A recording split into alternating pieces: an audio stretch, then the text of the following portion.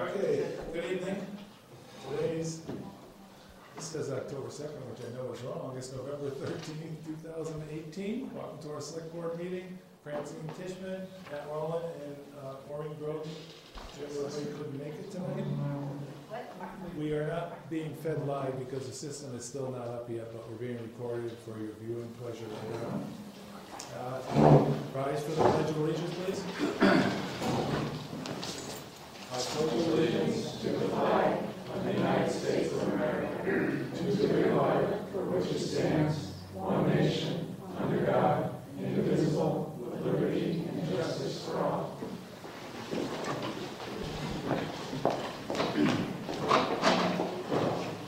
Okay, first, we have an appointment. Margaret Larson to the Master Plan Implementation Committee with a term to expire June 30th, 2020. Hi, Margaret, how are you? Good. Good. Would you like to say anything about this, or? I always like to gauge interest in Margaret Larson, 9 David Street. And so I was asked to be a part of this committee, but it's certainly one of my interests in seeing how the city evolves, the town evolves, and I think some things have been sitting on the back burner for a while, and I think we need a group of people just implementing the plan that took a lot of time and a lot of money to develop. And I also sat when I lived in California, I sat on the master plan committee for Elk Grove, California, where I lived as a teacher's rep. So I have a little bit of experience in that kind of regard. Any questions for Margaret? You are also on the HRHS school committee, correct? Ed, any paperwork that it's all set? It's all set. Okay. Can I have a motion to appoint Margaret to the MPI, please? I move to approve Margaret. Second. Any discussion? All in favor? Aye. Thanks, Margaret. Appreciate it. Okay, dog hearing. This has been before us a couple of times. And this is the complainant, Joseph Yusowski, did I say that right? 63 White Loaf Road. Owner of the dog is Mr. Abrahamson and Mrs. Washburn, and 55 White Loaf Road. Are the owners here by chance? No? Okay. You want to come up here? What we have so far is we've got a whole list of where we've been with this process before, and the latest was... Yes, to be sworn in. We will, yeah. Sorry. Latest was May 8th. I went to court, and the dog owner didn't show up for the court. And so that's where it has been since then. I believe you folks came back in September asking it to be addressed again, correct? Correct. Okay, so before we go, as Randy was saying, we've got to swear you in. So if you could raise your right hand, you swear to tell the truth, whole truth, and nothing but the truth? Yes, I do. Thank you. Okay, so can you just give us an update in the last couple of months? This is the third time I've been down here, and I've had to call the police 17 times because of Mrs. Washburn's neglect to care for her dog. And I only call the police about half the time. That just shows you what's going on.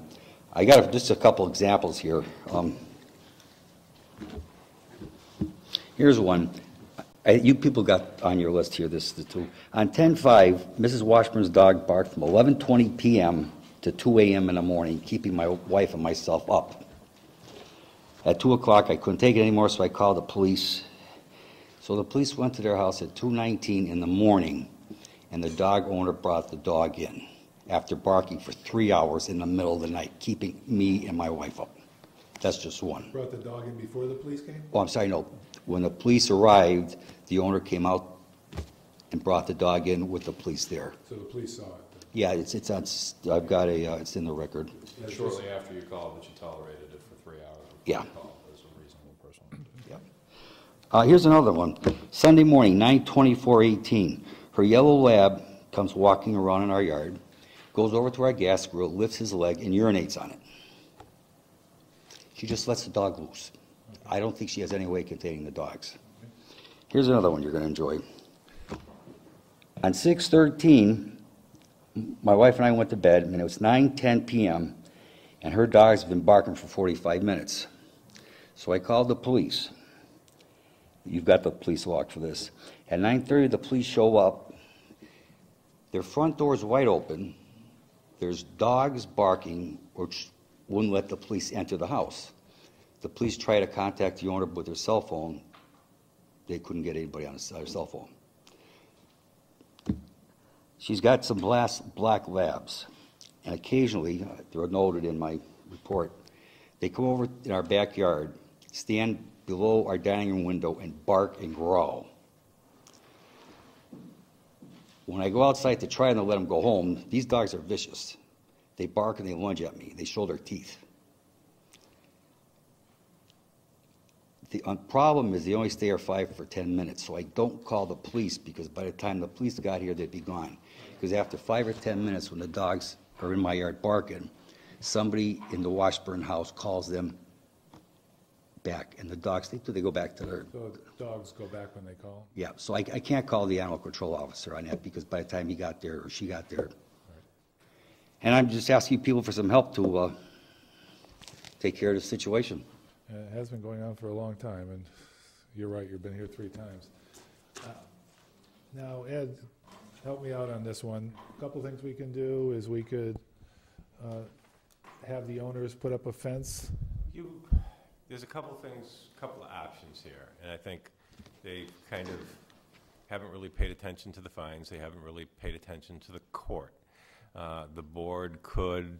Have we been finding them, just for Yes. some history? Yeah. And they haven't paid? And they have not paid the fines. What have we been yet. finding them, how much and how often? I think it was for unlicensed dogs, which is $35 a shot, so... Do we have any way to collect that money, or? I would have to look at that, but I think... We haven't been finding for the disturbance, just unlicensed dogs, Correct. because we can't find for the disturbance? I just don't think that the police have done that when they Isn't it also a Board of Health issue for noise complaint? We don't really have a noise ordinance, so that extent, I think it would be hard to prove. But what you may consider doing is doing a continuance on the hearing. There are a couple options. I think your next step to try to get some direct action out of them may be to issue an ordinance, declare them nuisance dogs, declare an order, which you have several options to do. You could give them a timeline like 30 days to have the dogs licensed, which they currently aren't. You can require them to keep the dogs inside during certain hours. You could require them to fence in their yard or an area of the yard to keep the dogs. You could require them, if the dogs are out, to build a kennel for them and have them in the kennel. Those are all options, but I would be happy to work with KP Law on a letter, a recommended letter for the next steps of declaring that order. I mean, we can declare these all we want, but how do we enforce it? Well, the next step after you send that, if it hasn't been, if you give them 30 days, like to license the dogs or whatever, if they haven't, then the next step would be to take it to court. I mean, a couple things here. One, I think whatever else we do, we need to give them 30 days to license the dog because they should be licensed and follow up on that. Secondly, if we're fining them and they're not paying, how can we put, excuse the expression, teeth into it so that we can collect it? Because it's not a pain point if they're not paying it. So can we find out that also? Sure, I'll be happy to. Okay, and then after that, so a question for you. If we restricted them outside at certain hours, is that going to take care of the problem, or does it matter what time of day? Her dogs are a nuisance to me and my wife all day long. Okay, so you She come comes home from work. work, the dogs are in the yard barking and growling, showing their teeth. Yeah, This is morning, noon, and night. okay. So time frame isn't going to help you at all. Fence. Yeah, The worst time is, right. Is there property on the other side of her house that's not adjacent to yours, that if she were to put a fenced area, they would be further from you and you would have less of a disturbance? her house is approximately 200 feet behind us. Okay. is it abutting yours, or is there another yard in between?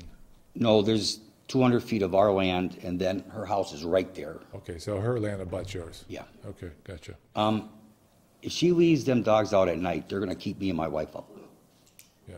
So you need kind of a twofold approach, a barrier plus can't be out at night.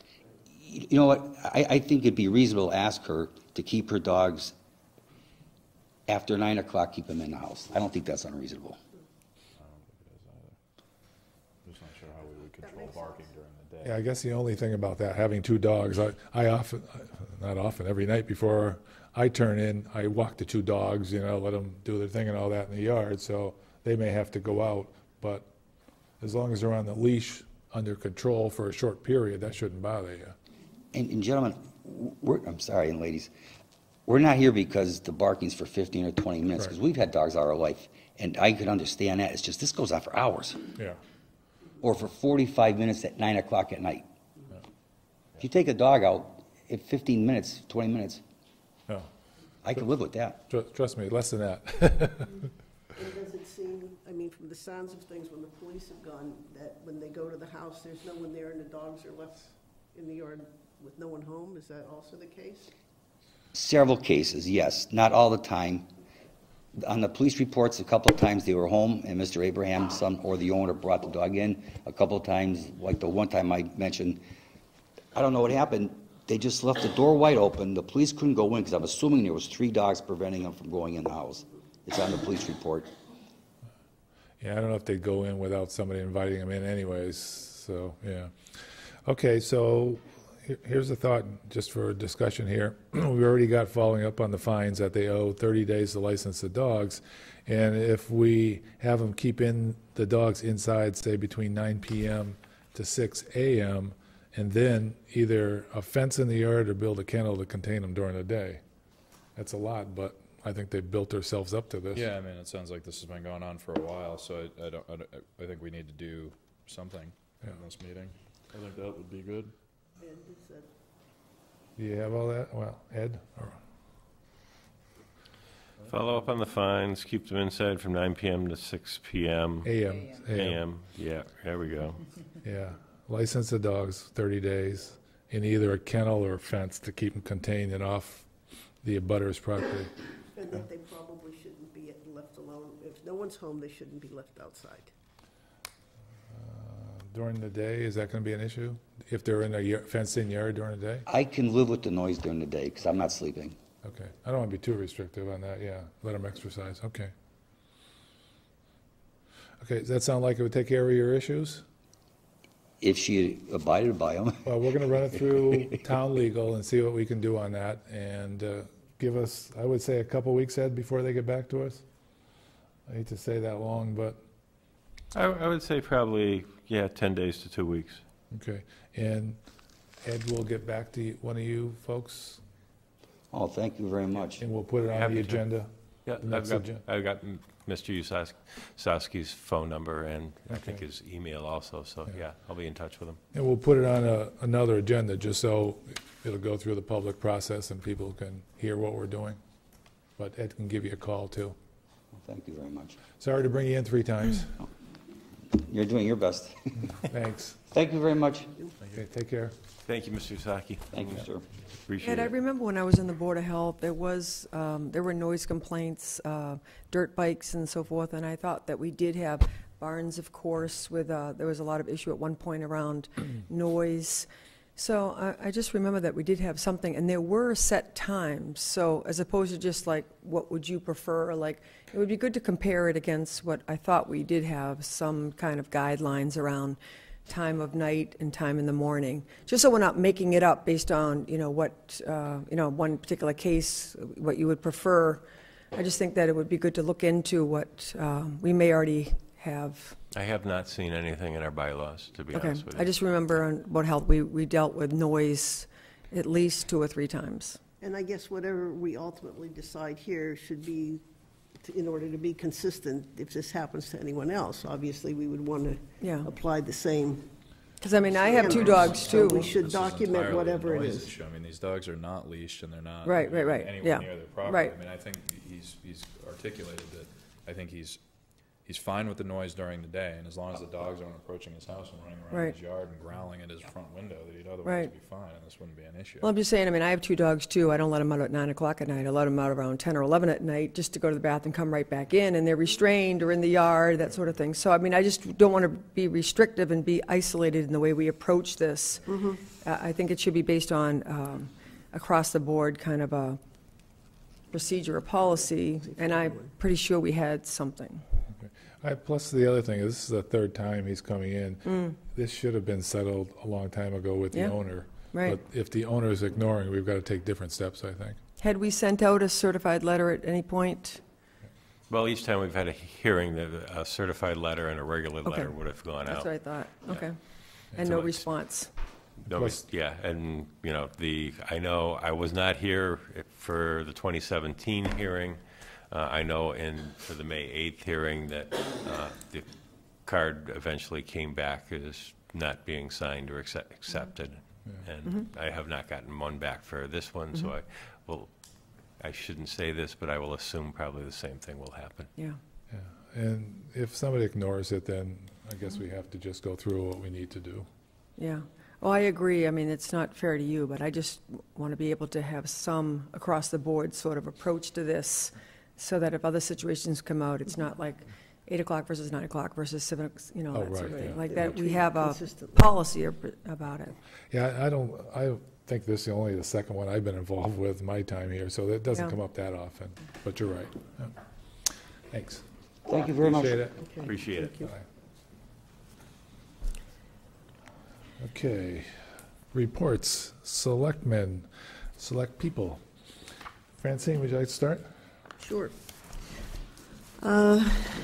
The Hampshire Regional High School School Committee met last Monday, the 5th, and there was a presentation by a state trooper by the name of Trooper Carmichael, who provided recommendations on security of the front entrance of the school. It is one of the capital projects for this fiscal year that the school has identified in order to put a barrier or a holding area between the door and the actual body of the school. So his recommendation was that they divide the front entryway in half, put a shatterproof glass window on one of the walls so that whomever's in the office and who can buzz them in through the electronic buzzer system can actually see the individual. Because right now, they just let people in, and then the first time anyone gets a look at them is when they're right in the main office, so they're in the body of the school. So this would create a barrier between the, people coming in from the outside and actually entering the proper portion of the school. This is in Hampshire. This is Hampshire Regional. I believe that they felt it would be within their budget, and I think it's an important thing for school safety. So are they going to go ahead and explore I that more? believe they're going to go ahead and do it, but they need to get someone to design it and cost it out and so forth. This is just the beginning of the process.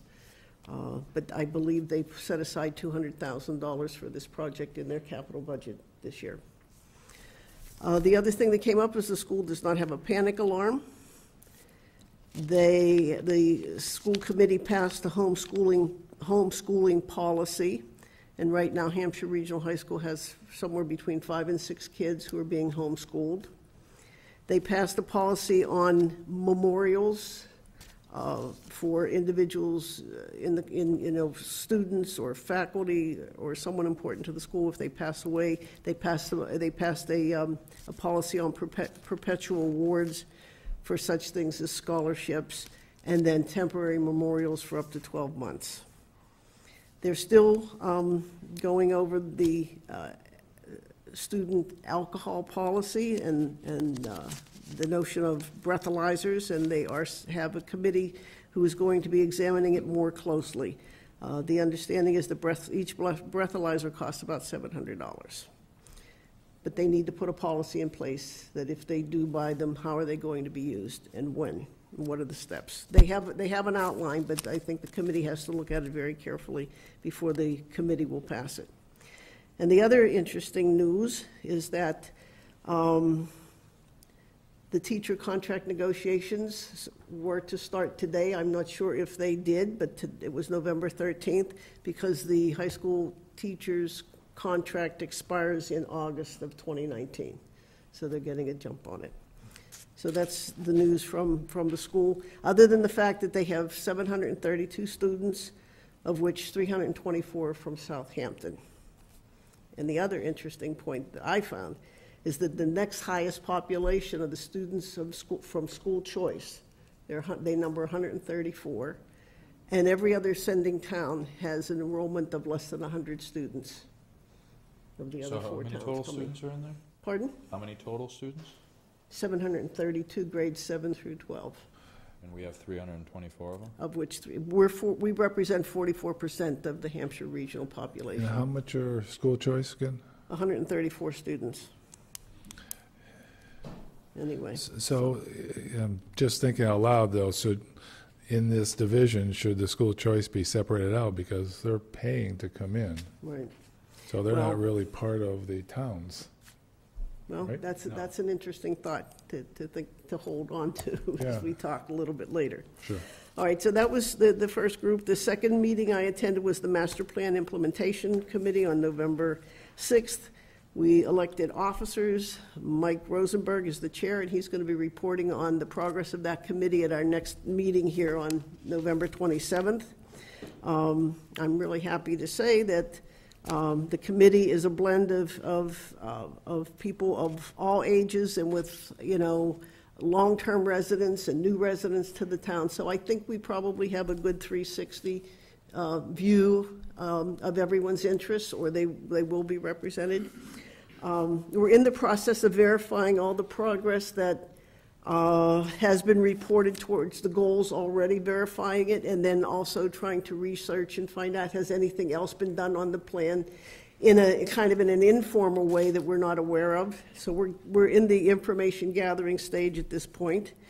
We are looking to update the demographic information because most of the data that was referenced in the report was from 2010.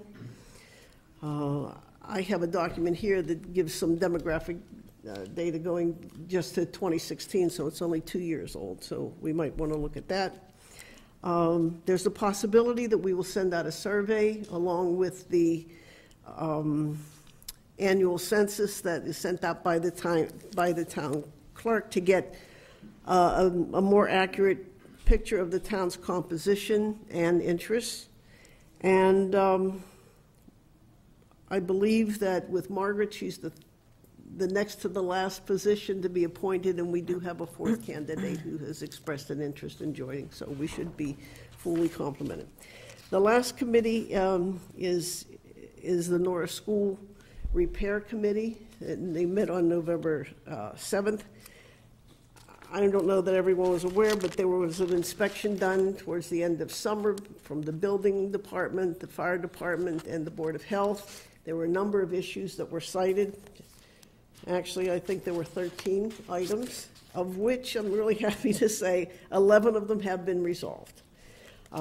They have a new head custodian who's really, taken charge and has been very proactive in getting things done and being very communicative in terms of keeping everybody informed of what's going on. So he's not only gotten them done, he's done it for less money. He actually gets bids and talks to contractors and, gets prices down. And so in the interest of the school budget, he's doing a great job.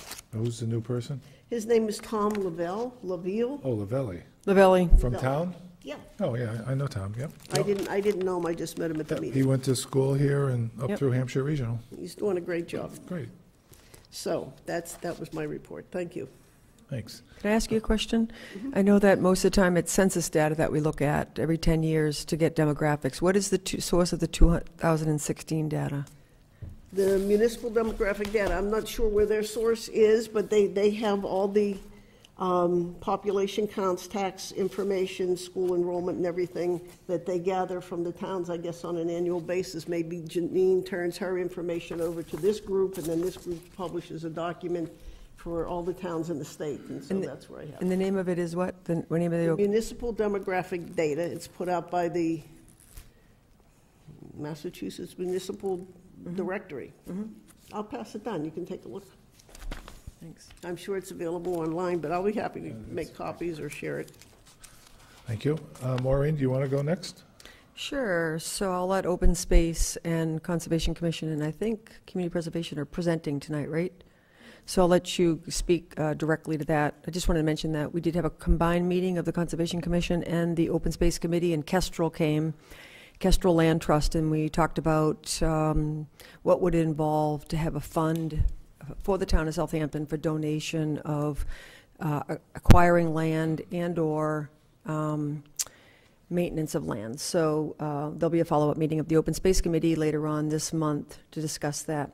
The only other, so Open Space and Conservation Commission and Community Preservation are committees that I'm liaison to, and the other one is the Council of Aging, and I'll pass along some information from Janet Kane, the chair. The Murder Mystery Theater is being held this Friday evening. It's almost sold out, so if you'd like to go to that, get a ticket soon. And also the Council of Aging is exploring the best options for spending the money that I mentioned last time, the earmark that we received, $5,500, will go towards equipment and programming, but they're looking at the best way to make those funds available for seniors. Question, I was trying to look it up and I can't find it. When is the open space meeting? It's the end of the What month. is it, the 28th? 28th. 28th, okay. If anybody's interested, it's on November 28th, and we usually have it in here. It is in here, yep. Okay. It was an interesting meeting, I thought. Yeah, I agree. A lot of good ideas came out of it. Thanks, Concom. Thank you, appreciate it. Anything else? Nope, that's it. Matt? Board of Health hasn't met since last meeting, with the exception of this evening. I made the first half hour of that meeting, which surrounded discussion surrounding an emergency situation that we were just planning for an emergency situation if we ever need to max vaccinate or take care of people in a healthcare crisis. Basically just emergency planning. There's people here that are from that are representing the western part of Massachusetts to help prepare for a situation that may or may not happen in the future with regard to that. It was only the first 30 minutes of the meeting, so that was all I was there for. And then PQB, I do have a few things to discuss, but I think we can probably discuss those when we get to the PCFs. Okay, and good. Capital improvement hasn't met. Okay. Can I ask you a question? Was Charlie Kinnicky there, our EMD director? No. Okay, that would be him. When was that? The Board of Health? Oh, yeah. 30 minutes ago. Oh, okay. We started at 6:30. Okay. So I managed to make it for the first half hour. Okay, FinCom, there was no meeting of FinCom. Next one's 11/19, which is Monday, 5:30 upstairs. Planning, Jim Labrie went to that, and he's not here, so can't report on that. Public Safety Committee, there is a meeting scheduled for November 29th at 5 o'clock. Anybody interested in that? What was the date of that again? 29th, 5 o'clock. I think, you're welcome. I think that's it. Ed, do you want to give your report? Sure. Just want to let you know that K-Saco Electric has confirmed the ship date for our emergency generator for the town hall from the manufacturer will be January 14th. And the gas meter upgrade, which was required for the emergency generator, has been completed by Holyoke Gas and Electric. We have had some issues with both of the town hall boilers over the past week. BG Mechanical has been here several days diagnosing the issues and working on the boilers, and hopefully that has been resolved. I have sent the capital request letters and forms out for the capital committee.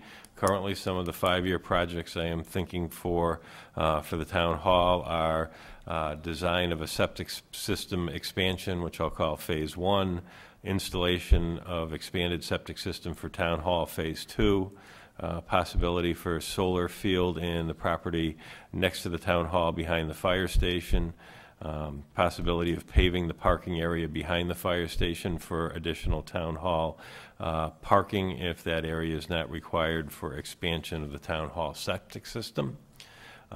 Replacement of the HVAC controls for town hall as they are at the end of their useful life.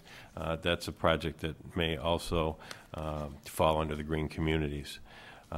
Painting the trim on the town hall, replacing of the carpeting at the main entrance door, and masonry work on cracks in the foundation and a phone system for town hall. I'll be spending the next several weeks concentrating on the license and common victular renewals and the related paperwork that need to go out and come back in to be voted on before the new year starts.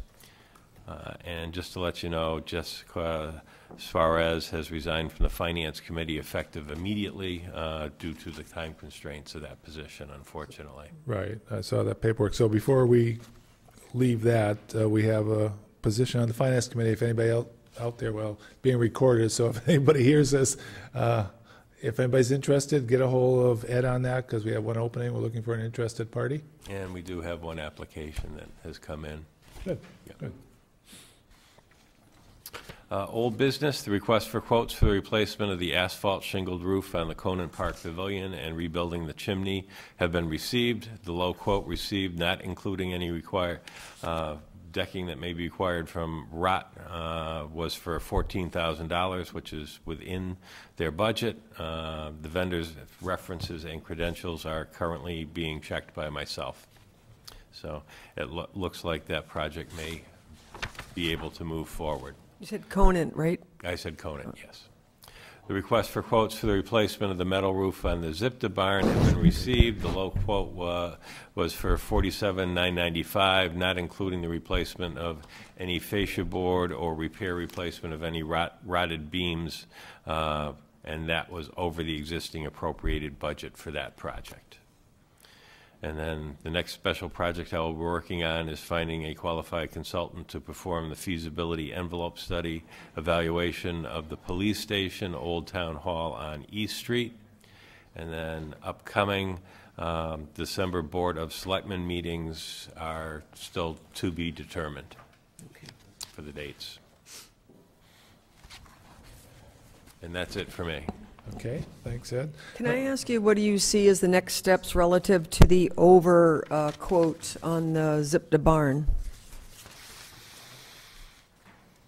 I mean, not including the boards that have to obviously be placed, that's going to add up quickly, and it's still about $8,000 over what the town approved through CPC.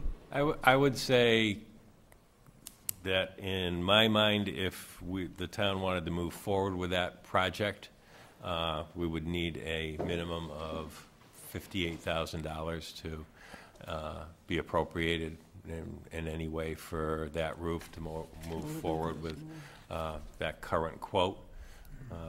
So $18,000 over what the town has already committed through community preservation funds? We've got 44, so I would say another 14,000. Okay. Exactly. And then, the flip side of that is, that's just the roof. It does not touch on foundation repair. It does not touch on taking the silos down. It does not touch on redoing the siding. So the other question is this going to be a lot more expensive than we thought? And is the alternative just to say, let's take the barn down? Because when you read some of this, this is a change order nightmare. As far as it looks, just looking at this, I mean, this provides numerous outs for the contractor to continuously bill over and above what we approve. I just think it's for the voters of Southampton to decide. They have consistently, as long as I've been a resident of this town, voted to preserve that barn. I know there's a lot of people that don't support that and want, some wind to blow it down. And I'm not going to take, a stand about it. I think the voters of this town should decide, because they have consistently voted in favor of it. So I agree with that, Rainey. What I would like to see done, though, is for it to be buttoned up as much as possible and not have us be exposed to a change order nightmare, which could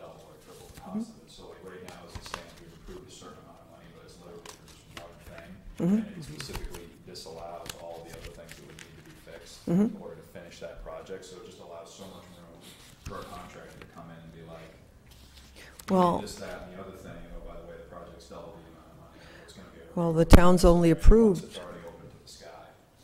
Well, I don't think we have the liberty of actually okaying anything to move forward until we bring it back to the voters, because right now they've only approved $44,000, and at the time, all they knew it needed was a roof. It's since then that the building inspector went over there and said that the foundation is cracked, and that the roofers said that it would take a lot of repair of the boards to be able to secure the entire building. So I don't think the people that were voting on this had all the information to decide. Yeah, I don't think you can just put a roof over it because of all the fascia and the soffit and all that. So I think you're right, we're gonna have to go back for more. Your thoughts, Ed? Like I say, just two different options. One is to go back and get the additional funding to do the roof and recognize that it's phase one and there's going to be further costs down the road for the foundation, taking the silos down, doing the wood, repairing the wood sides where it is rotted out, like I say, or the other alternative is to, step away from the project and to appropriate money to take it down. Well, I think I think that's what we're talking about. We need to let the voters know that this is only the first quarter or half. The whole barn's going to cost us, I'll throw a number out, $150,000. So when they're voting for pieces, they know that. Yeah, are we able to get those numbers ahead of time? yeah. Like, for instance, to fix the roof is probably not going to be, based on what I've been reading, is not $58,000, because once they get into the roof, they're going to have to replace the soffit and everything else going around it, which is pretty much stipulated, not included, and then it becomes like $100 per board foot after that to fix these things. So is there a way to, when we go back to the town, which I think we should do, to have an understanding of how much it costs to do the roof in complete fashion with little to no change order risk towards the town? Because I think the worst case scenario is the town votes to approve this, we open up the roof, and then we expose the town to a much higher bill than what the town voters voted on. So, are we able to establish a concrete spec for, say, the fixing of the roof or the foundation, or get all of these pieces of the puzzle together before the town votes on it, so that they know that this is going to be an iterative process and it's not going to go over budget? Yeah, people may make a different decision about doing the roof if they know what the total cost of the whole building will be in all of its different phases. Marla, you want to say? Yeah, I just asked her to come up to the podium, though. Okay. Thanks.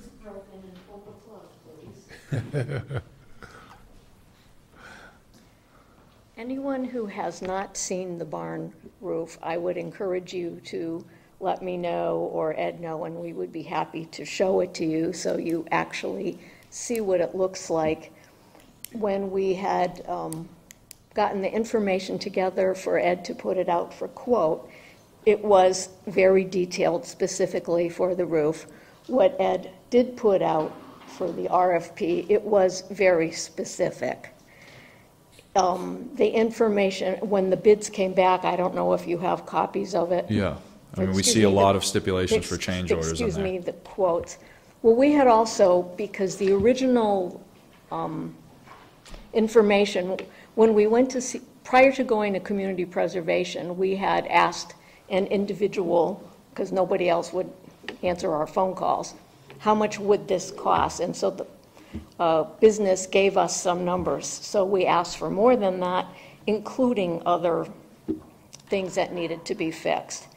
So we did certainly get back numbers specifically for the roof, for the side, for the rain gutters. And we do have a number of different numbers. We asked for specific details. Please come out to see it.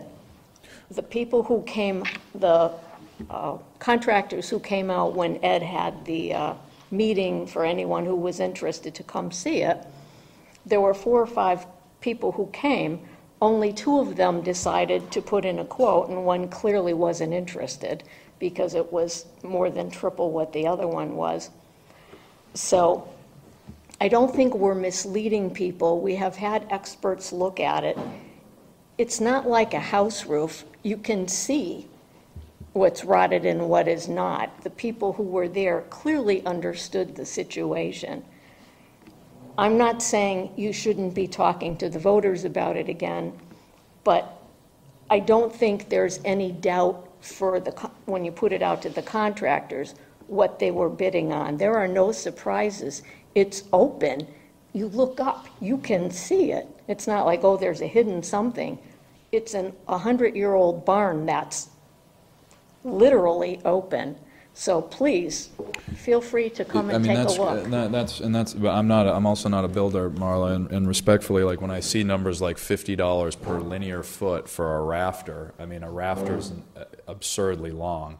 So, and like whose decision point is that? Is that the builder that's into it at the time that decides that the rafter's broken, or is it the Board of Select Board, or is it you standing underneath looking up saying, well, I disagree with you, that rafter needs to be replaced? And the same goes for $26 for linear foot on a fascia board. I mean, I don't mean to argue with you, but fascia runs entirely around the building, and $26 a foot, I mean, just add it up. I don't want to get adversarial on this, but that all adds up, and it's clearly, I'm reading an email right now where it's clearly stipulated. Yeah. I don't have a problem with whatever you say. I am part of a land and water preservation group, not a old building group. It just came with the land. I think what we would need to do, I mean, to answer your question, whose responsibility, it would be up to the builder to come to the town administrator saying, I need to have a change order, I think this beam needs to be replaced, and town administrator or Randall or whoever would say, yeah, we agree, sign off on a cost. But in order to bring it to the town, the scope of work is there. We can just quickly measure how much fascia, how much soffit, how many beams, and come up with a not-to-exceed cost and bring that to the town. And if all that doesn't need to be done, then it would be less than that. But I guess my point is that takes care of the roof. Underneath the roof, if there are other issues. So you're asking people to make an investment of, let's say it's $50,000 or $60,000 for the roof, only to find out somewhere down the road it's going to be $100,000 for the foundation or $30,000. I'm just throwing numbers. I have nothing to base it on. But I'm just saying, before we go back to the voters again, we need to have the whole picture so that they know if they're going to do step one, they're going to do all the way through step 5. Because we're buying essentially the whole notion of preserving it. So I think we could get a mason or whoever to come in and give us an estimate and put all the pieces together. So all the pieces. And we have sort of an expert here, so. Christina Madsen, Rattle Hill Road, and on the Historical Commission, although I'm speaking unofficially. I think it goes without saying that this barn will be a money sink, and it's a barn that, it's a building that is not used. I would like to suggest a third option, and that is for you to contemplate selling it. Selling it and have it moved off premise? No, just selling the plot so that it is not the responsibility of the town. That would keep it from being torn down. Everybody likes to see it there, and if somebody purchases it, even for a small amount, it gets it off of the town's hands. And there could be stipulations that it could be sold with the understanding that it had to be renovated. You could craft an agreement wherein it doesn't fall on the shoulders of the town to keep putting money into it. It's just a suggestion. One thought and there's value in the barn boards and the rafters, so you could also put it up an RFQ for someone to come in, and even if they weren't going to rebuild it as the barn, that it has value of somebody that would come in, take it down, and actually reutilize that wood. I guess what I hate to see is what happened to the Grange. Beautiful windows and everything we thought was going to stay there, and all of a sudden it was gone. They sold off the windows and made a lot of money and left. How are you? I am fine. Virginia A. Hart, 27 Fulmer Road. I am somewhat involved. I had not intended to speak about this tonight because of community preservation. But I am also speaking of a citizen who has at current time 4 people working on an old barn. So anyway, I might point out a couple things. We did have a gentleman come, Jack Soban, who is a barn specialist. Doesn't have anything to do with actually repair or anything like that. He doesn't work for anybody. He's just interested in old barns. And he did go through the Zipka barn that day. He gave us a lot of information, not just about the age or anything like that, but what he saw that needed to be done. That information seems to have gone poof. I did have him come over following his meeting at the Zipka barn, and again, he gave a lot of information which I have been using and having my work done. The other thing is he made it clear that the silo did not need to be taken down. So that is not something that he saw falling down into the side hill at any time soon. Yes, there was a hole in it. Not a big hole. We don't know exactly why, but having grown up on a farm, I can assume that hole is there so that the person who is taking the silage out, when they get down to that level, isn't trying to get it up and over or out someplace else. It's fairly common with that kind of silo. So we can stop worrying about that. I know we have somebody that's very concerned about that and has been saying that. But this gentleman was not. So I think we need to really look at that. The second thing is that although Christina didn't speak to it, we have been assured that probably there would be a demolition delay on it if that was the way people decided to go. Good, thank you. Because of it being an historical building, Yeah. Virginia? Yes. And also keep in mind, you have taken your meeting out of order because this was supposed to follow the other meeting updates. It was further on the list, but. This was based on his report, though, the town administrator. Yeah. report. Right, but Kind of segued into it. there wasn't, it was a separate agenda item Yep. you had. Yeah. Anyway, when Jack Soban had done the analysis walkthrough with a number of people from the Historical Commission, CPC, Conservation, and Bob Fletcher, he specifically said, of course there's other things to do. It's a 100-something-year-old barn. I can tell you looking at my own house, of course, as years go by, and that's only 40-something years old, of course there's something that you need to do. No one's saying anything else, but he said, address the roof now, because if you don't button that up, it's leaking, it's causing other things to rot. So deal with that. All of this came to play before we put it to the community preservation to ask for the $40,000. We knew this. As far as the foundation having a crack in it, I, as a homeowner, was appalled to see that, and oh my God. And Bob Fletcher is basically, meh. You know, it depends on if you're looking at it as a barn or if you're looking at it as your house. So it's a different thing. No one is saying that the other issues aren't there. But the point that was made 2 years ago now was get that roof fixed or the rot on the inside of those old beams will continue. Everyone who's come in, whether it was the guys looking at it for a quote or the timber frame expert, they all said it has good structure. The vast majority of the beams are in really good condition, but get the roof fixed. Our concern specifically, besides the leaking causing rots, was that they were flapping in the breeze, and it's right next to College Highway and right next to a power line. So it was for the danger So we weren't going to like do a fundraiser to get $150,000, and if you think it would only cost that, come and fix my house too. But the whole point is, you need to address the roof, and the reason it's coming to the select board, and Jim Labrie at the last community preservation meeting, and, you know, privately speaking, said this is a concern because of where it is, and it's a select board concern.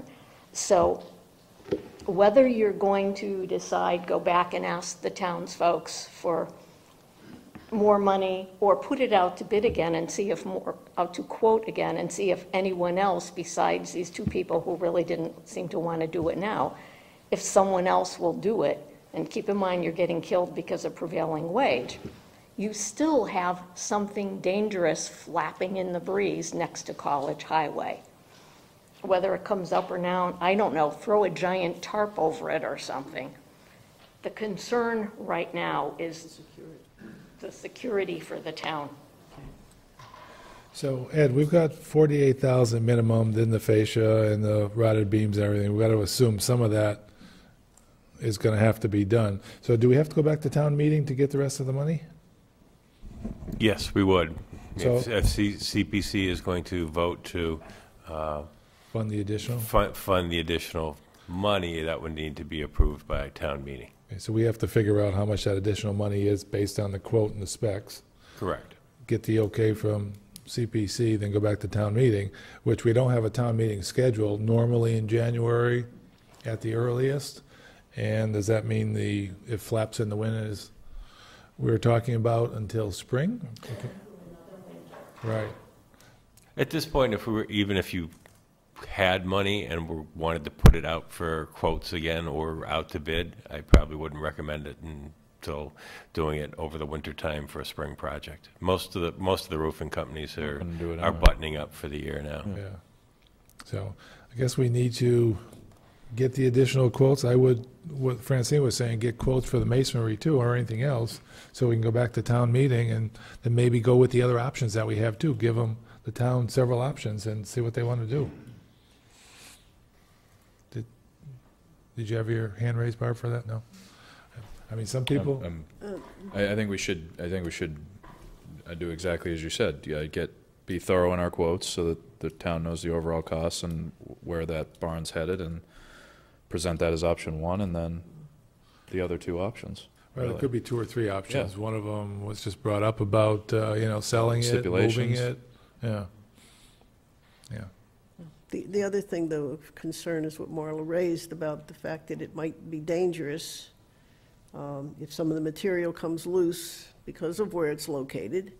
And what would our liability be, or what would the cost be to, like you said, just throw a tarp over it and nail it down just for the winter until the work? I think something needs to be done to secure it, unless I don't know. I'm not an expert. I could go look at it. That doesn't mean I'm going to know what to do, but I would think if it was my house and there was something loose and it was dangerous potentially, that I would want to secure it, at least if I can't repair it, so it doesn't cause any harm to anyone else. You don't have any appropriation for that. Well, tarps and all of that. I understand that part, but you have the appropriation for $40,000. What would it cost to do that? And we have 4 left over from related. I know it'd be for a different purpose. We've got to be able to have an emergency appropriation for a repair. Well, a tarp wouldn't cost that much money, and rope to tie it down tight so that the tarp doesn't flap in the wind. I don't think they would rope it. I think they would put boards across it and screw it right in. Hold it down. Yeah. Yeah. Tammy Walunas, 298 College Highway. The warrant that was approved by the town was to fix the roof. So we wouldn't be able to use money. The process of fixing the roof is to put tarps on now so that in the spring, when we have all our quotes, so that money You could argue that. Yeah, you could argue should that. be able to be used to buy, right? I think it makes sense. And because we already know we're going to have to ask for more. Yep. And tarping, I It would can't imagine resolve the costs more than issue a right couple now bucks. before winter hits. It's not a bad idea. It's just a thought. Yeah, It's thank not you. a bad idea. What do you think, Ed? I really want to look at the town meeting article. Was it repair or was it replace? So if you can get back to us on that? Sure. Okay. And in the meantime, is there a way to get couple quotes on just what it would cost to heavy tarp it and secure it? I don't know who would do that, to be honest with you. General contractor? I'll be honest with you, I won't have the time in the next 2 weeks. I'm going to be on the licenses, so yes, it's possible, but it's going to be down the road. Do you think Randall could do that? You can ask him. I can ask him, but I don't He know if knows he's got, I somebody. don't know if he's got the ability. But the Okay. building inspector. Or Tom, the building inspector. He might know. Could I just ask a question, Ed, about your report? When you were listing off the capital, like the septic system, phase 1, 2, solar, paving of the parking lot, all that, was that based on your feedback from various departments around what kind of capital expenses they felt was needed?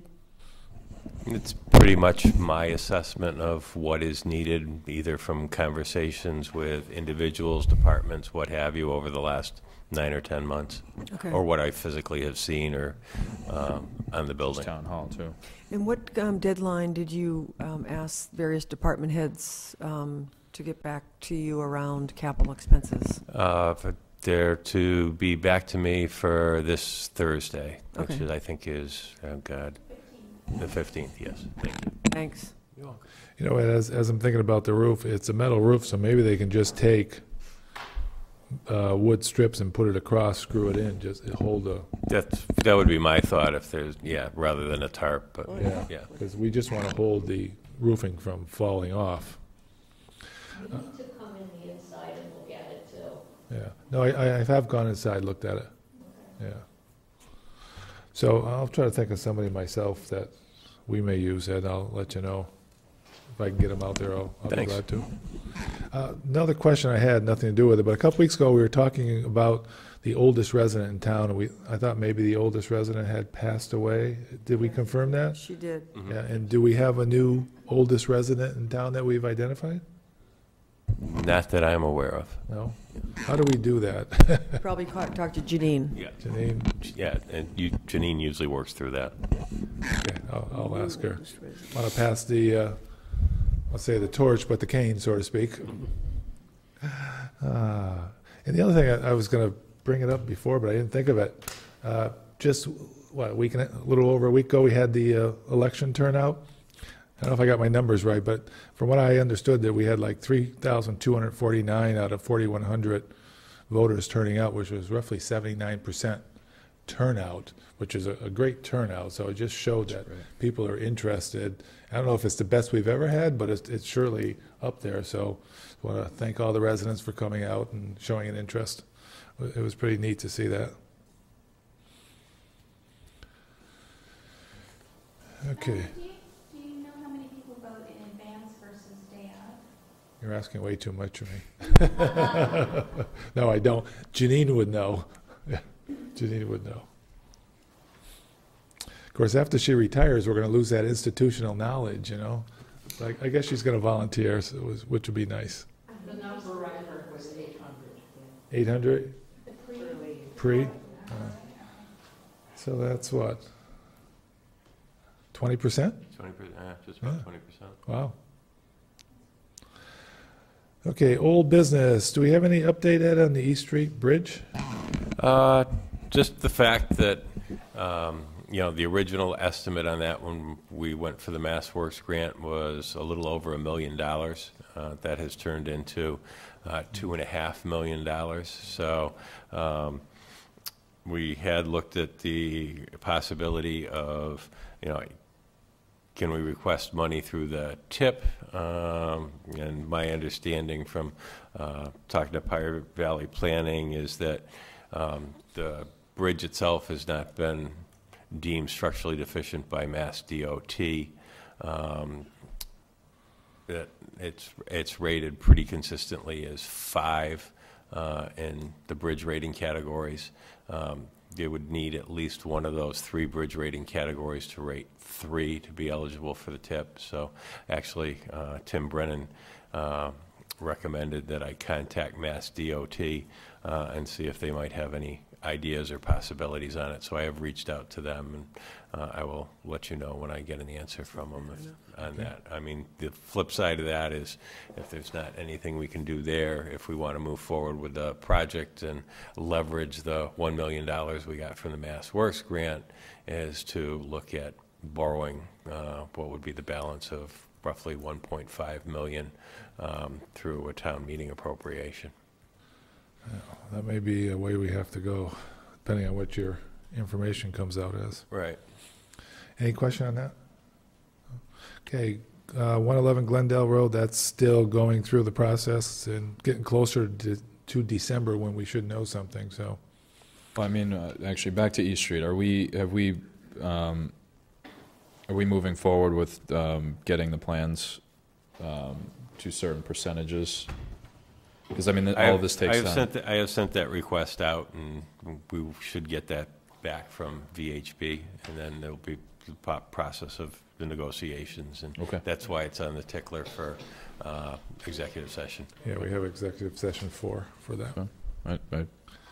And Glendale Road, okay, we're done with that. New business action discussion, Lands Committee grouping quarterly update. So community preservation, conservation, open space, and parks. So community preservation, would you like to start?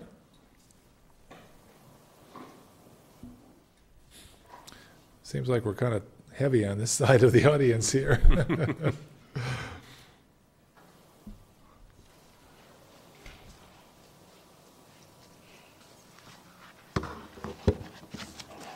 Virginia A. Hart, 27 Fulmer Road, Chair of the Community Preservation Committee. And now I'll get down to what I had prepared to say. First of all, in the statewide election, 2 more towns joined the Community Preservation Group, bringing it up to 174 of our cities and towns. One other decided that the people that are involved decided that only having a surcharge of 0.5% wasn't doing very much, and they proposed moving it up to a 1%, and the voters turned it down. So who knows? So a question, the new towns coming in, what percentage are they eligible for?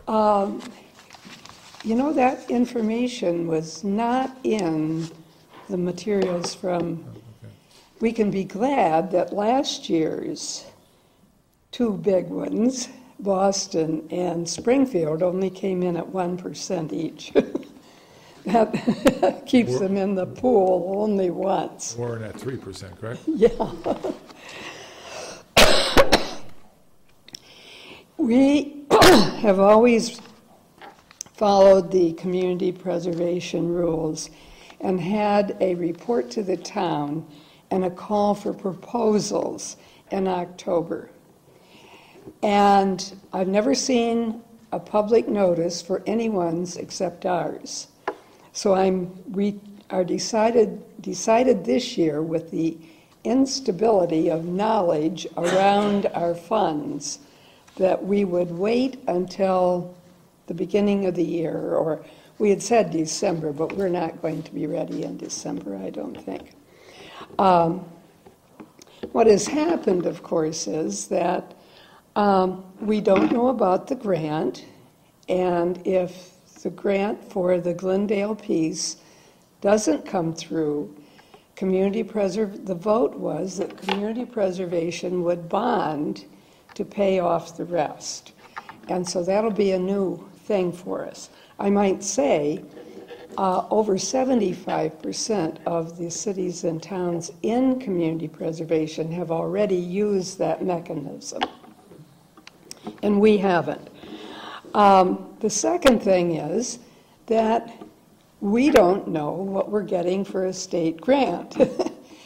It's due November 15th. But there are some little catches. One, the state finally, after they were late in closing their books, and when they did, they decided that they were able to put 10 million into the fund. Unfortunately, it was late, and the DOR wasn't really ready to start distributing additional money. So we don't know whether we'll get information or should get information on Thursday about part of the grant, maybe all of it. We may get a second payment later from the money that was infused. On the other hand, You'll know that Thursday, both ways? If we get one payment or two payments? we would probably know if there was a second payment coming, but maybe it isn't going to, because there's also talk of keeping it in the pool for next year. So here we are. We don't know what we're getting. So that's one of our problems. And so it makes it kind of hard to give a financial report to the town at this point. So once things settle down, we'll do that, and we will ask for projects. We, of course, take projects all year round. Some towns don't. One town has one time in the year. That doesn't, in my mind, give any room for something to come up like this land on Glendale Road. Some places, like Easthampton, do it every quarter, but only every quarter at the beginning. Is that something decided by each town, the Each committee? town. Okay. It's in the hands of the So that could be changed depending on the committee makeup. Yeah, it's in the hands of the towns or cities, and we've always felt that things could come up. We wanted to be ready for them. So that's kind of part of where we're at. Anyway, we are pleased that the Pavilion Roof has come in under what was granted, and every little bit helps.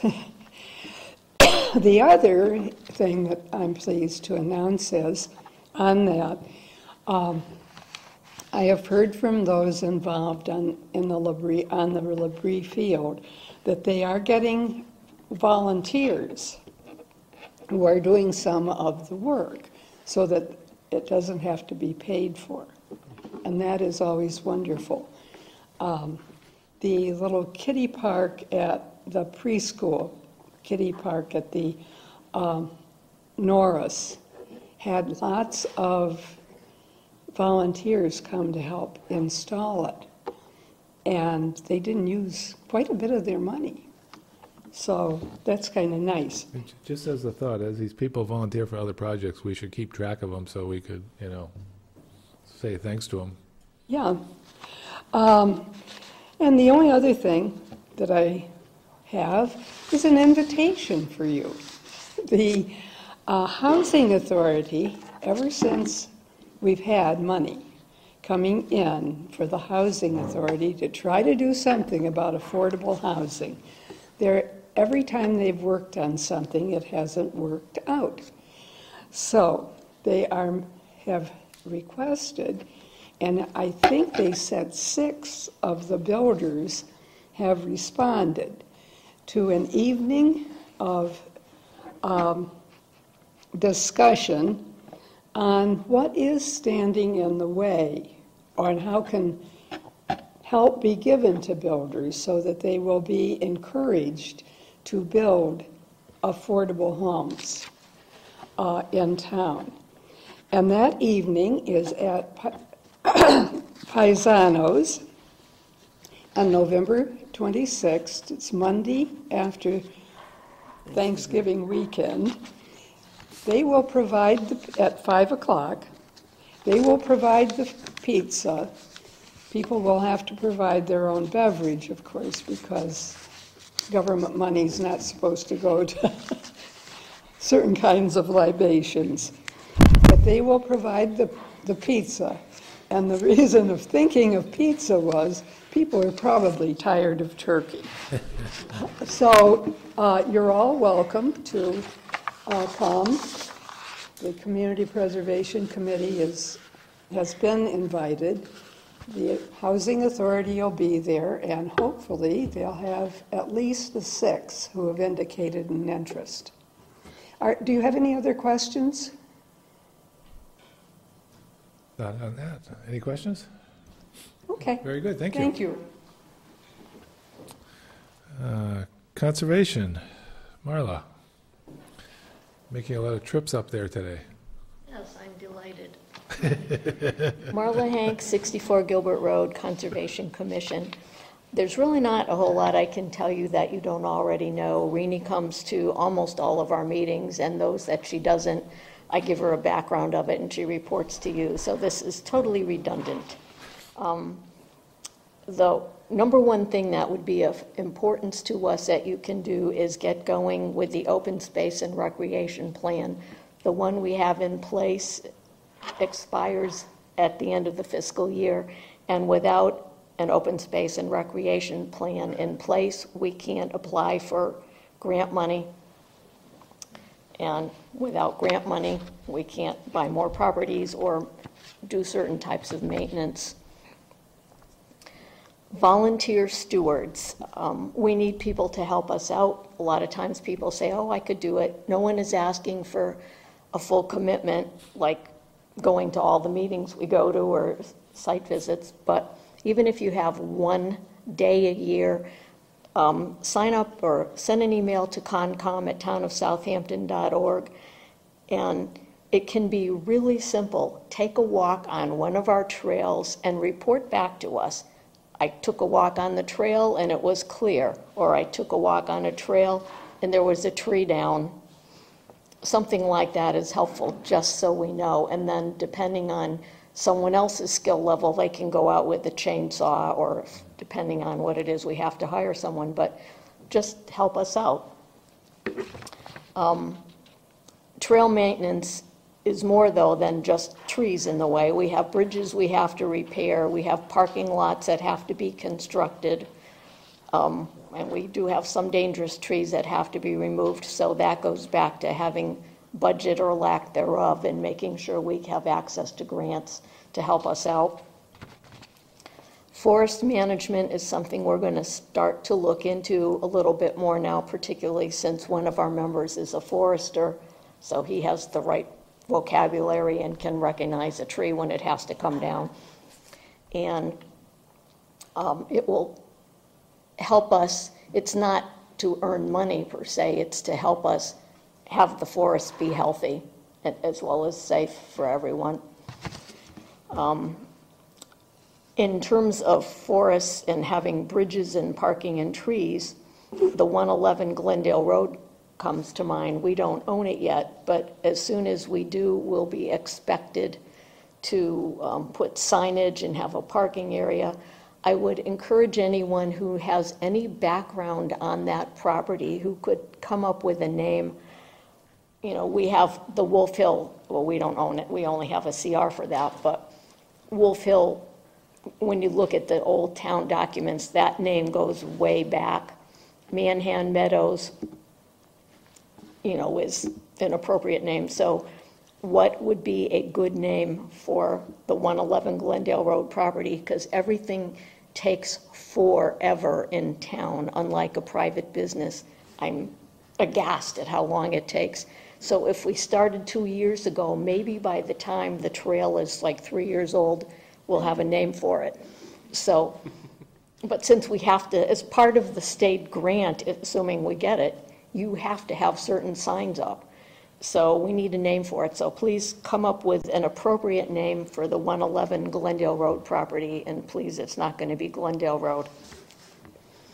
And speaking of Glendale Road, when is that road going to be constructed or reconstructed? We, as the Conservation Commission, there's an NOI out because part of the road drainage is going to go near wetlands.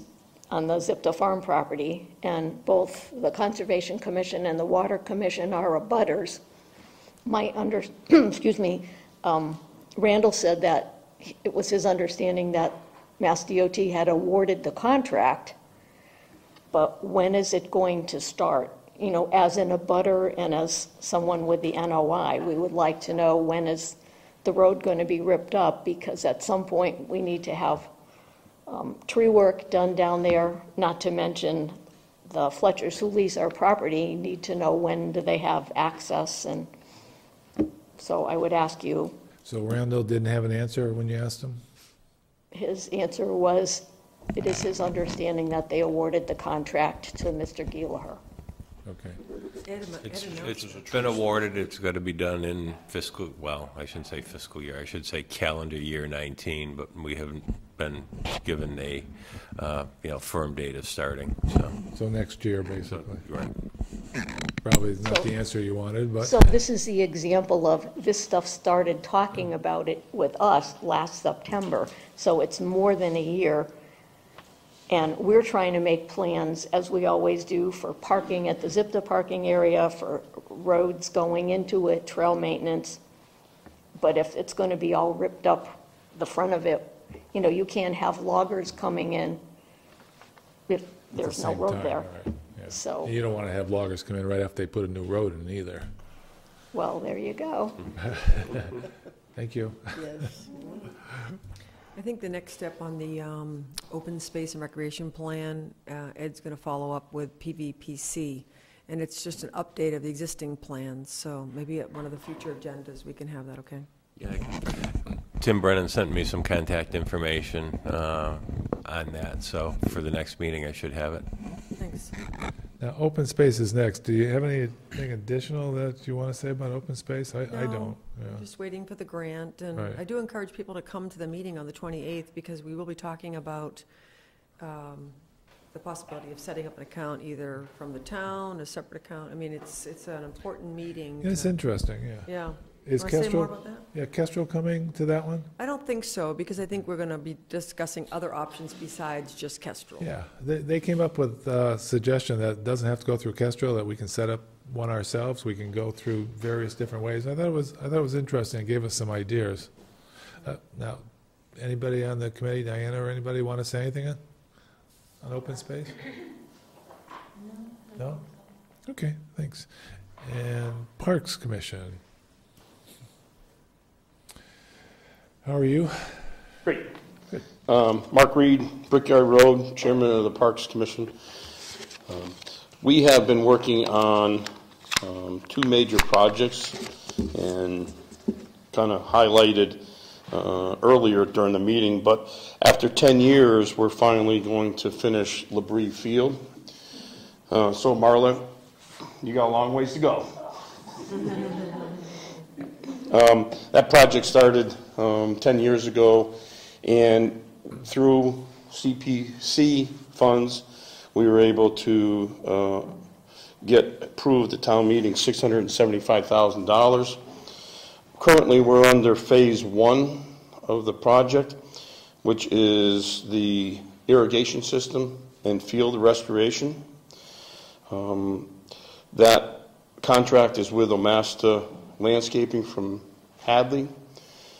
The power supply that is needed to run the irrigation system, and eventually part of the field house, which is part of phase 2, is being done through a contract through them from Elm Electric. And part of the discussion earlier about some in-kind services is that Elm Electric was very gracious in their bid to the town, and has provided a lot of in-kind services through some people that they have employed that are working on the project. So They're right down here in Westfield. and they're from Westfield. Yep.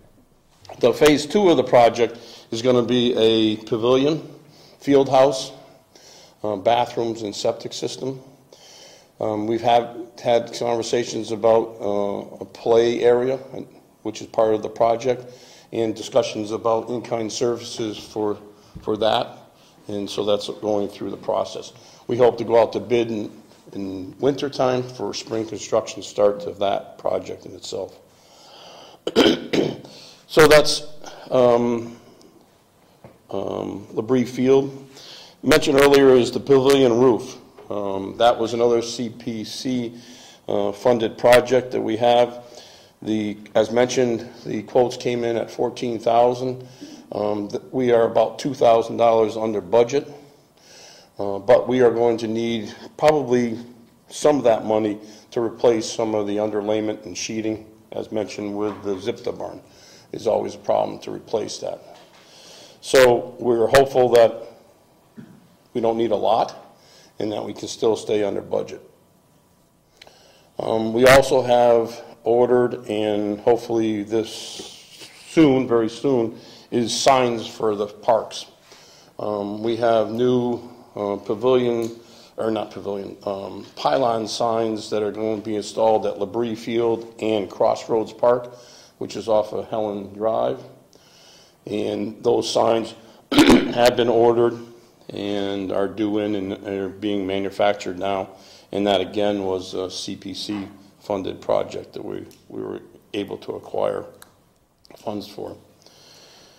And then I had one other thing that came on my mind and it just went out.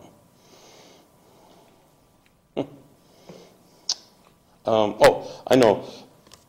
Relative to both of the projects between Labrie Field and the Pavilion, we work very closely with Ed, and I really want to thank him for guiding the Park Commission through the bidding process.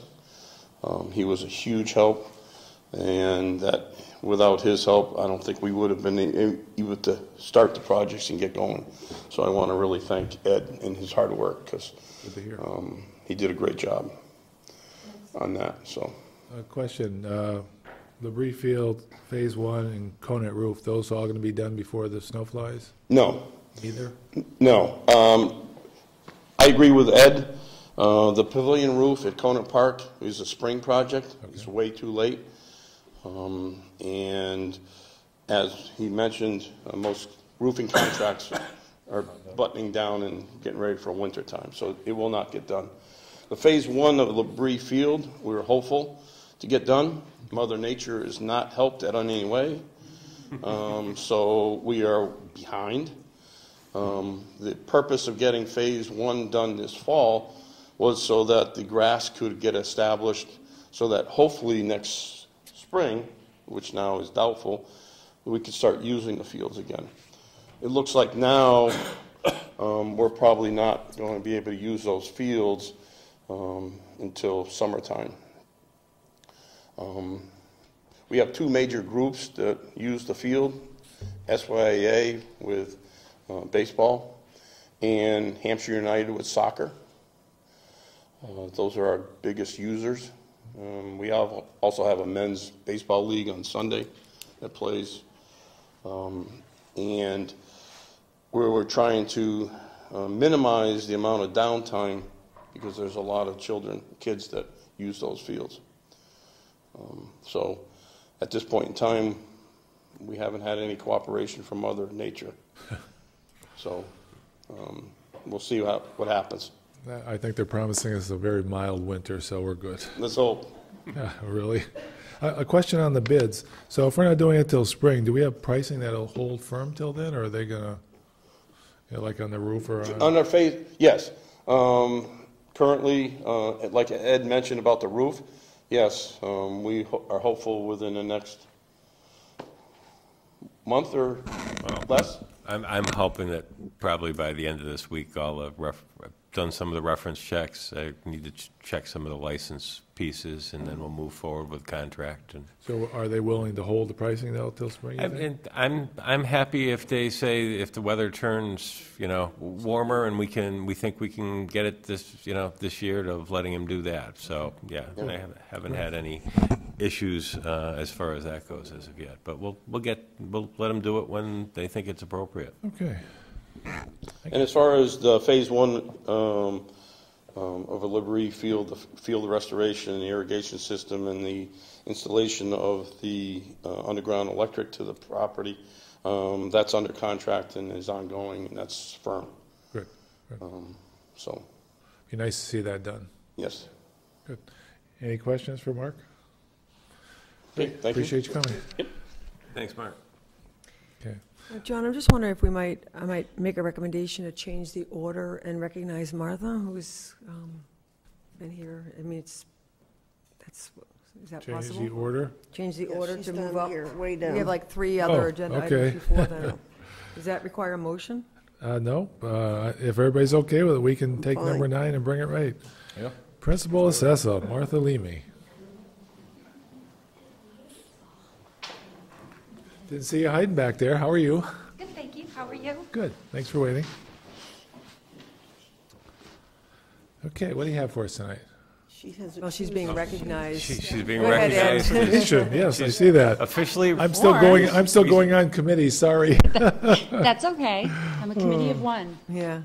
she's officially received her certification, which is great. So, number one, congratulations. And then the other reason that it is here is just so that the select board also recognizes the fact that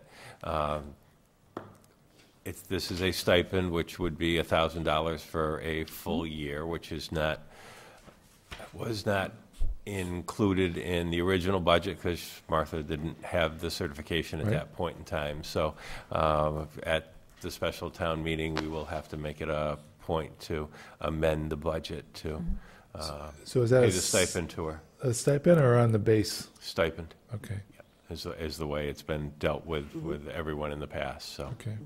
but it's a great thing. I know Martha has done an awful lot of work preparing to take that certification and do the training. So, What does I would this like. allow you to do more than before you had the certification? Put some letters behind my name. It's got to mean more than that. No, it's 7 courses that I began in 1999 when I worked for Amherst, and it now means I am a Massachusetts accredited assessor.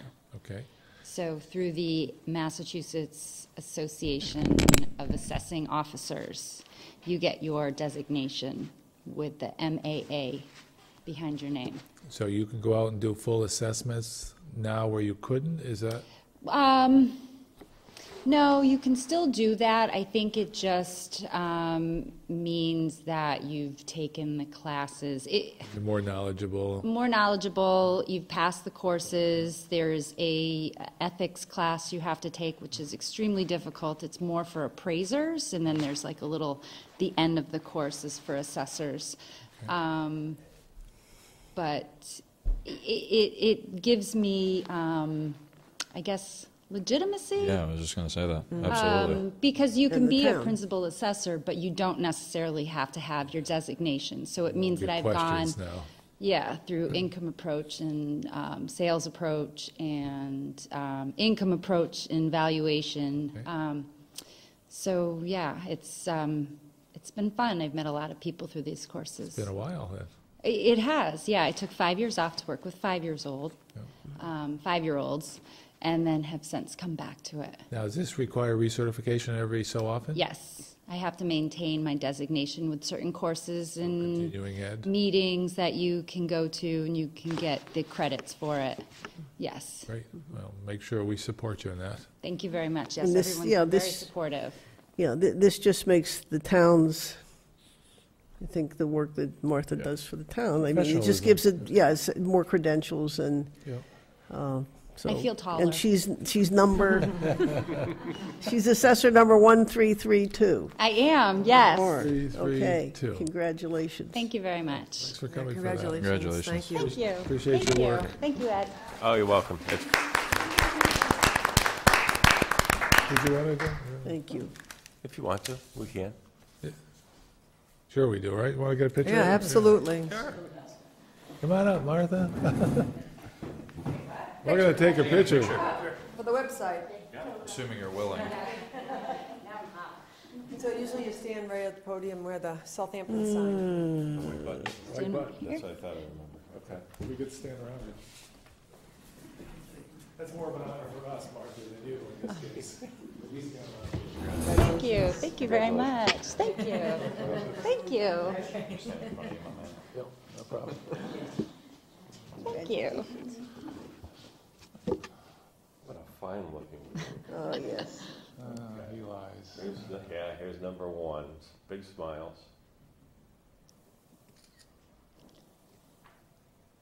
Yes, I can. All right. We're going to do this again. Okay. Nice smiles. That looks good. Perfect. Thank you. Thank you. I'm thinking Thank you. Christmas cards. Well, yeah. Yes. Thank you.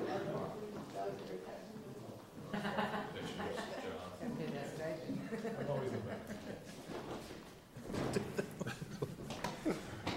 Thanks, Martha. Thanks, Reedy, for bringing that up. Destination to have. It is great. Yeah? I think that's one of the only positions in town that you have to have certification for to hold. Yeah. Is assessing. So, Ms. Martha, is it required, or is it just elevate you above the folks that don't have it? I thought you were saying. No, I mean, you don't have to Right. have your MAA to get the job. Right. But there would be some communities that would not hire an assessor without an MAA. Okay. So, yeah, it gives you a little more, work. I think it shows your dedication to the field, too. Yeah, Yeah. years of experience, but it just means you've taken coursework either through the International Assessing Association or through the MAAO, which is an organization. I mean, Massachusetts is so fortunate to have so many entities of supporting municipal government. So they really have a lot of weight in the international world of assessing. That's great. Well, hang your certificate proudly in the office. Thank you again. Anybody else that we should pull forward here that I'm not seeing? No. Okay, SEPCA barn update. Do we want to continue to talk about that, or have we discussed that enough? We've discussed it enough. Okay. I'm good. Select boards assigned drinking water supply protection grant. And we've got representative from the water commissioners here. Yes. They had a Kurt meeting is here. earlier this evening. We haven't gotten the full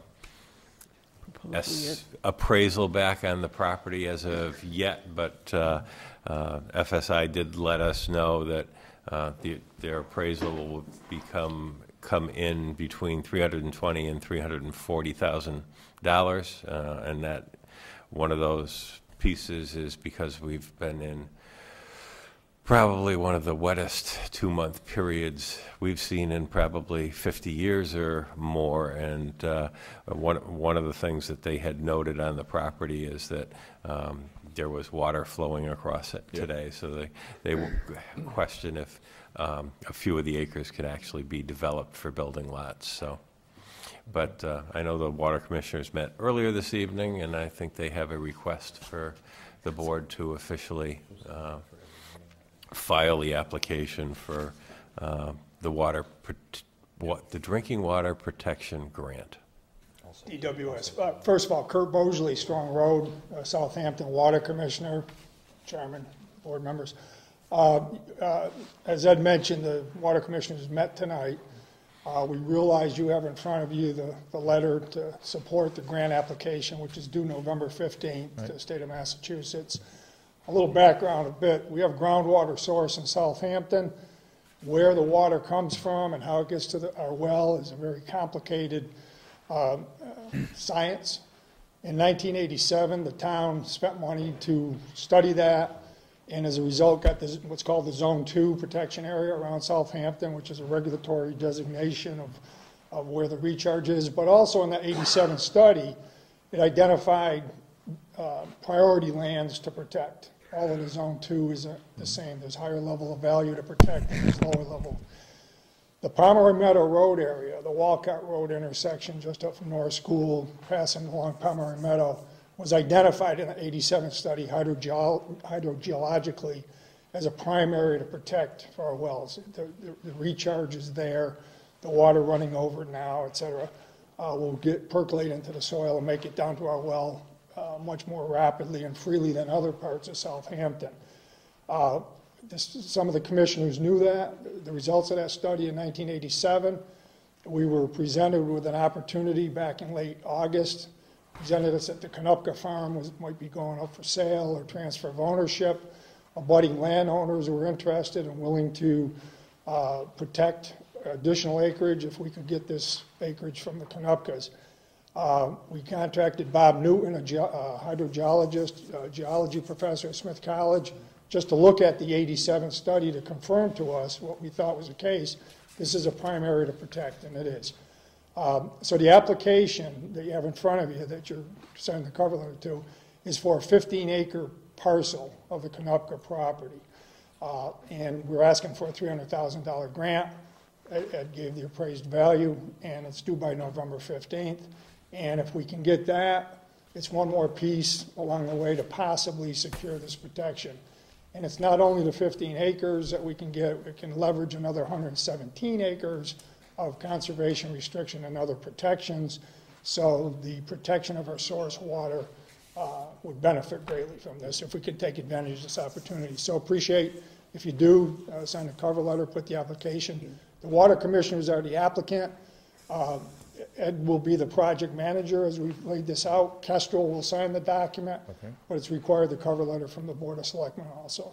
So if we don't get the land, it could be developed, which would cover the land, and the water wouldn't percolate down. Another possible point of protecting our water source. So it's important that we get this done. Yeah. Any questions for Kurt? No. Okay. And we have the grant application, but we also have a cover letter here, so supporting it. And I'd also just like to acknowledge all the hard work that Diana Fetterman has put into writing the narrative and getting us information on this, as well as Christina Madsen, who has brought this possibility forward. So thank you to both of them. Thank you to both. Thank you. Thank you. If you have a minute, Christina, who's your butter. Absolutely, absolutely. That's an original if they vote. Okay. Sign it. Okay. Christina Madsen, Rattle Hill.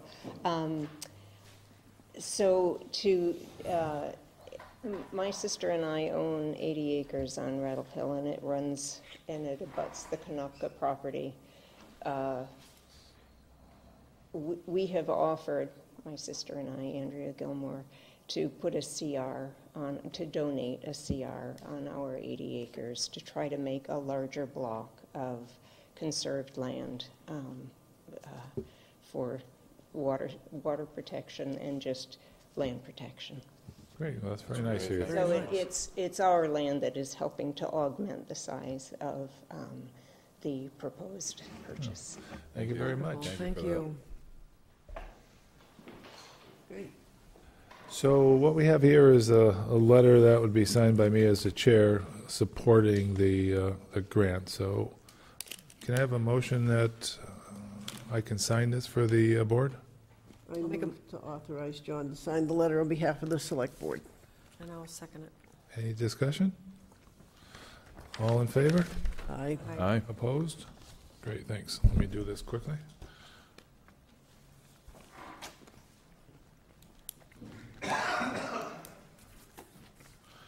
It's an opportunity we don't want to miss. So Did you happen let's to get say this- when the award will be made for the grant? I think in the past, February. February? Okay. Who is sending the grant in? Is it the water commissioners, or are you sending it in? Actually, Mark Wamsley from Kestrel will So you'll get that letter to him? submitting it. Okay, thanks. That was going to be one of my questions too. Kestrel will be responsible for actually making the submission on time? That's correct.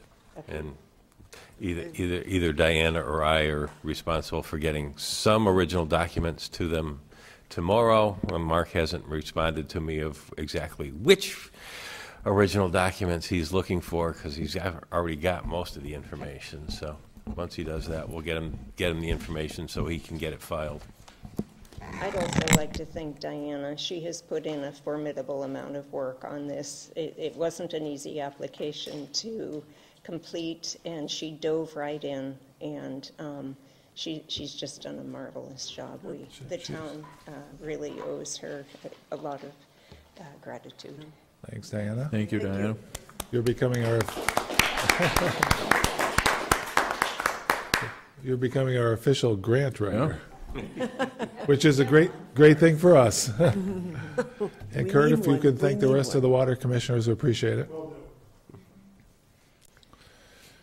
Okay, here we have Highway Superintendent, non-elected disclosure of financial interest and determination. That's somewhere in our package, Ed? Yeah. There are 5 disclosures for non-elected municipal employee of financial interest. As you know, our highway superintendent, Randall Kemp's wife, is a real estate attorney. So there are 5 different ones in the package.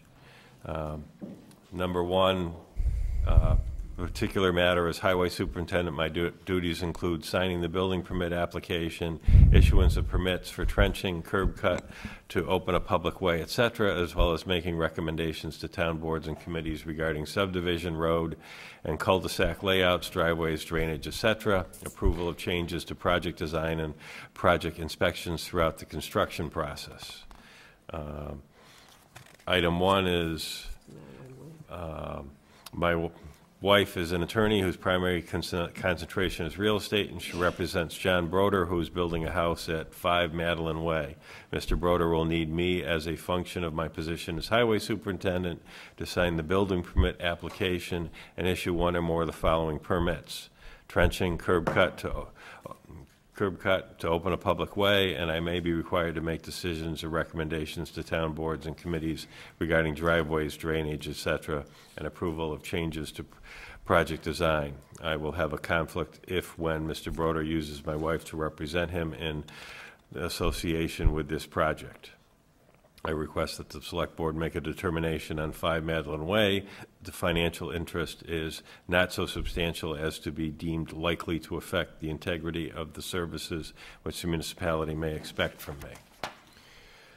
Number 2, my wife is an attorney whose primary concentration is real estate, and she represents Tom Basis, who is building a house at 75 Valley Road. Mr. Basis will need me as a function of my position as highway superintendent, basically the same as the previous one. I request that the board, Select Board, make a determination on 75 Valley Road that the financial interest is not so substantial as to be deemed likely to affect the integrity of the services which the municipality may expect from me. Number 3 is essentially the same. My wife is an attorney whose primary concentration is real estate, and she represents Paul Trueheart, who is building a house at 13 Cook Road. Mr. Trueheart will need me as a function of my position as highway superintendent to sign the building permit application and issue 1 or more of the following permits: trenching, curb cut to open a public way, and I may be required to make decisions or recommendations to town boards and committees regarding driveways, drainage, etc., and approval of changes to project design. Again, Mr. Kemp's requesting the board make a determination on 13 Cook Road. The financial interest is not so substantial as to deem likely to affect the integrity of the services which the municipality expects from him. Number 4, again, my wife is an attorney whose primary concentration is real estate, and she represents Paul Trueheart, who is building a house at 78 Glendale Road. Mr. Trueheart will need me as a function of my position as highway superintendent to sign the building permit application and issue 1 or more of the following permits: trenching, curb cut to open a public way, and I may be required to make decisions or recommendations to town boards and committees regarding driveways, drainage, etc., and approval of changes to project design. Again, Mr. Kemp requests the Select Board to make a determination on 78 Glendale Road that the financial interest is not so substantial as to be deemed likely to affect the integrity of the service he provides to the town.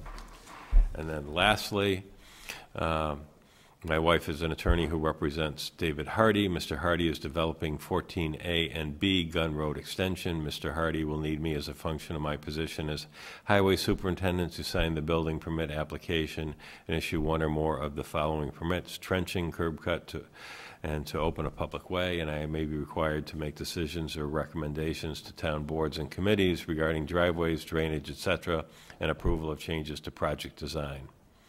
I request that the Select Board make a determination of 14A and B Gun Road Extension that the financial interest is not so substantial as to be deemed likely to affect the integrity of the services which the municipality may expect from me. And these are pretty standard every time Randall has an issue with his wife being an attorney representing somebody building. So we've seen these many times. Anybody have any question on these? We need a motion or no? Yeah, we need a motion. I'll make a motion to accept the disclosures on these 5 incidences. Is there a second? Second. Any discussion? Okay, all in favor? Aye. Opposed? Okay. Need them all signed, don't you? Yeah. Okay. So, sign them. Want me to do them now, or it doesn't matter? As long as I get them back tonight. Okay. Okay, I'm going to jump off number 8 for a second and see if we can get a couple of these other out. Number 10 is resignation of Karen Adamski from the Greenway Committee, which means we have a vacancy there. Ed, has anybody expressed interest? No, they have not. Okay, so if anybody's interested in serving on the Greenway Committee, which meets fairly infrequently, they can see Ed on that, and he can run them through the process. Again, I'm going to skip forward a second. Got 2 warrants on here, Francine. Would you mind going over those? Sure. Warrant P 19-18 for $263,294.74. And PD 19-18 for $41,704.98. Okay, these are all signed. There's no vote needed. Yes. Jumping on the back, minutes to approve, October 2nd, 2018 minutes. Everybody had a chance to read those? I'll make a motion to approve the Yes. October 2nd regular session minutes. Is there a second? I'll second it. Any discussion? All in favor? Aye. Aye. Aye. Opposed? Okay, Select Board meetings, just November 27th and December TBD, which we should do now since December's coming quick.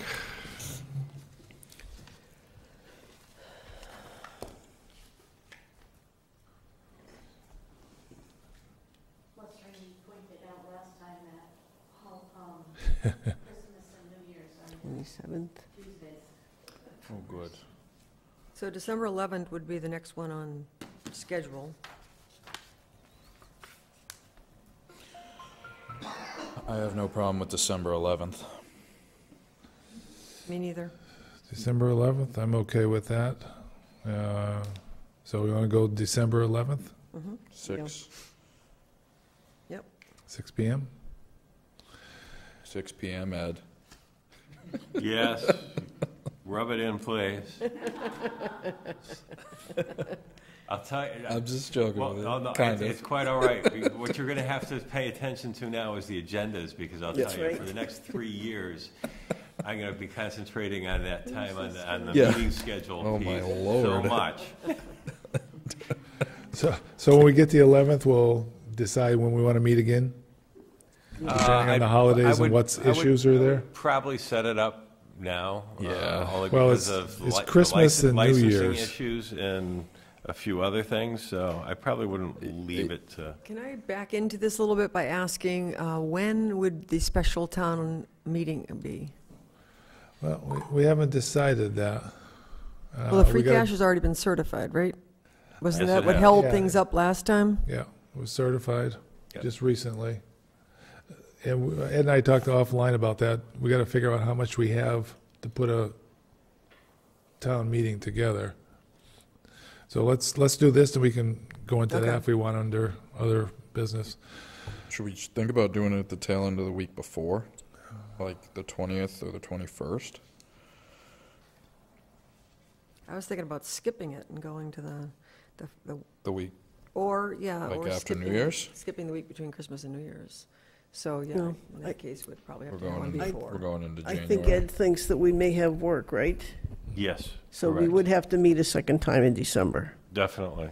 All Okay. right, so I mean, unless we want to meet between Christmas and New Year's, Oh. which, So the 20th? I think I'm thinking the 20th, yeah. 20th is Yeah. fine. yeah. I could do that. Okay. And we can alter it if we need as we go. Yeah, I can do the 20th, Yeah. 6 PM. Yep, Yep. 6 PM. Not only 6 PM, but I will have to note on the agenda that, and the meeting schedule, that it's a Thursday. Yep. This is wrought with complication. I know I will not live this one down for a while, and I don't blame you. No. It's happened to everybody. I don't I like it. admit for myself, I've done it. I don't like it when it happens to me. Okay, so before we go back, let's just do the open time for the public. Is there anybody?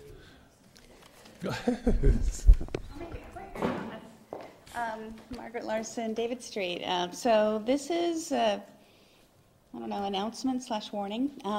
So I have a passion project, which is to enable our 16-year-olds to vote in municipal elections. So I just wanted to let you know that I'm going to be looking into the process for Southampton. I don't know if that involves a petition or, the vote, but I will be looking into that. And I suspect, in the interest of transparency, that it will involve some town resources because for most municipal elections, it wouldn't be that big of a deal. But when we have a situation like we did in the last municipal election runoff that was combined with another election, that might cost us some more money because there might have to be 2 different ballots and just a different scenario set up for 16-year-olds who can only vote, or 16 and 17-year-olds, municipal versus 18-year-olds and above. So just wanted you to know that I'm looking into it, and I'll probably be back before you with some ideas about how we do this. Is this being integrated? Will this be integrated into the curriculum at the high school? I'm certainly hoping so, yes. Makes sense. It would make sense to do with a conjunction with the government class, or to get some students involved in this, because I know there is interest among the students. It's not the old lady who's deciding something. Someone else. Okay. We also just passed legislation around having civics education in schools. Yes. Yeah. And Northampton just did approve this in July or June when they had their election. So you can kind of look at how they did it?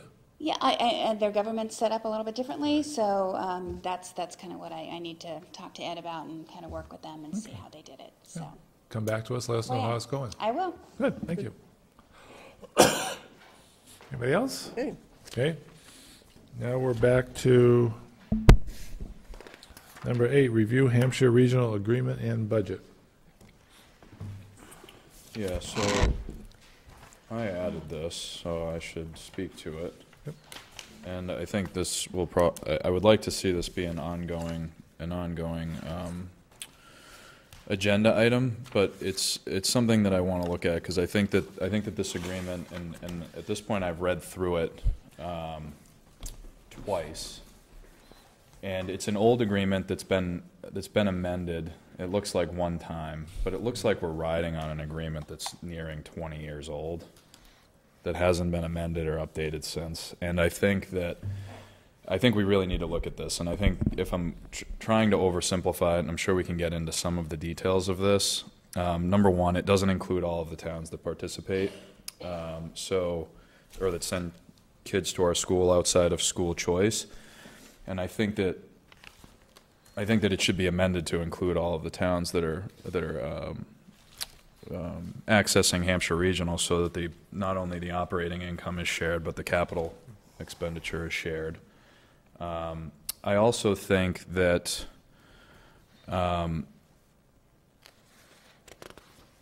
the way that the money is dispersed, I think, is fair in that it looks like we pay our fair share in terms of how many pupils we send to Hampshire Regional as a percentage of the total pupil enrollment. I want to make sure I'm reading this correctly, but I believe the amount of money that the town of Southampton contributes to Hampshire Regional is directly proportional to the number of students that we send to Hampshire Regional. On a rolling average. On a rolling average that's determined on a yearly basis, and so I think that that's fair.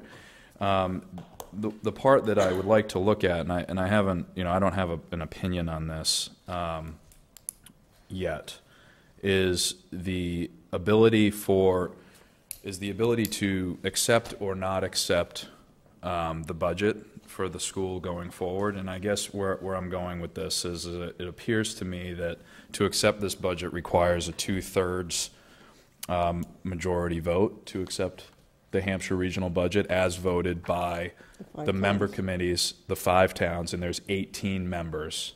There's 18 members of the 5-town school committee. We have 6 of the 18 by the agreement, which isn't enough to overcome the 2/3. Yet we're supplying, at this point, we're supplying 44% of the money. And so I guess, so we are right on the line of not having the ability to accept or not accept that budget, to send it back to be revised. And I guess my thing with that is shouldn't we have, and this isn't a question of like whether Southampton should have more or less rights or power with regard to the other 5 towns, and I don't want it to be misinterpreted that way, but I just feel like the bar should be much higher to accept a budget so large. And I guess what I mean is maybe the bar should be 75% or something of that nature. Sure. So the votes for the Hampshire, or for Southampton residents. And Margaret's sorry. on the Hampshire Yeah, Regional of course. School Committee. So the votes for the Southampton school committee members are weighted. So that does impact the vote. So we It's have always more been than 6 votes. Yes. Yeah, there is We a have weight. the equivalent of 44% of the say. No, because the weight of the votes is by the town's population. So there's 2 different population metrics, if I'm not mistaken. There's the population of the school, And the population of the there's town. the pupil population of the school, which carries the amount of money that we contribute. But then the weight of the votes is based on the census population, Which is every But 10 we're- years. but which is every 10 years of every town. But if I look at what I see in that data, the demographics, we are more than twice the size in population this is where I'm going of with the this. next largest, and almost 3 times the size in population of all the other remaining towns. Yep. And so where I'm going with this is that regardless of the weight, I've been told, and you can, if this is not true, I would like to know. But my understanding is that it requires a 2/3 vote, and it seems that the weight that our vote carries is not more than 2/3 ever. Like, it does require members from other towns to send this back for revision. That would be correct. That's correct, That is right? correct. And so I guess what I'm suggesting, or at least what I want to open for discussion, is should that bar be higher for several reasons, in that it seems like it's a pretty low bar to me Yeah. for such a large budget, And that vote, regardless of the power strength that right, it and has. that vote just approves the budget, then it goes to each town, Correct. and we only have 1 vote out of 5. Right. You got So it. we're always behind the 8 ball. So Yep. Yeah. there would have to be 2 towns at that point who would reject it. Yep. Correct. At that point, once it goes to the Yes. vote. And But I just think that we need to have higher bars Yeah, and on be- all of this. It's such a large item that encompasses our budget and then encompasses the other member towns' budget that I feel like I think we owe it to ourselves as well as to the other towns to have a much higher bar with regard I to think it's this. a good discussion to have. I do encourage you to look at the equity factor, that we do have small towns contributing to this, and Southampton is always the 80-pound gorilla, no matter what. Like, there are times when we cannot hold a meeting if we don't have enough Southampton people there because of the weighted votes. But yet we have no We have no control say in over this. our own We have literally no finances. say in this. I guess looking at a couple of things here, the one, Feel free to jump up here. how are the school choice students? They're paid for at what, $5,000 per student? Correct. Okay. How does that factor in? Unless I know Worthington students- that $5,000 per student is backed out, and then our portion is, That is correct. okay. But that's still not the full weight, because my concern is what is the real cost per student at Hampshire Regional? It's got to be more than $5,000. It is. I mean, it is. Okay. So then we're at a we're loss not- of, so we're- so we're so at a we're loss of. behind. It is so for every single school district in Massachusetts, or Sure, but actually the is U.S., that, I but would is that say. something to not Yeah. accept so many school choice people because it sinks us more? It Or am I gives- not it thinking gives about you that? I don't money know if when it you does spread or it it out. doesn't, yeah. And my other question is, Because remember, we're getting money from other sources. Yeah, but I don't- Southampton and the towns is not the only source of income that we're getting. I shouldn't call it income, but funding, I should call right. it. And then the other thing is, I know we have an agreement with Worthington, and you look at that, and there's some additional funds in there, but it doesn't cover, the capital portion. Well, that's the of Worthington budget, issue that I brought up, which is basically. substantial from It year is. to year, depending upon the projects. So I'm looking, so they benefit from the capital improvements to the school, but they don't necessarily pay for them. Can I raise a process question? Yes.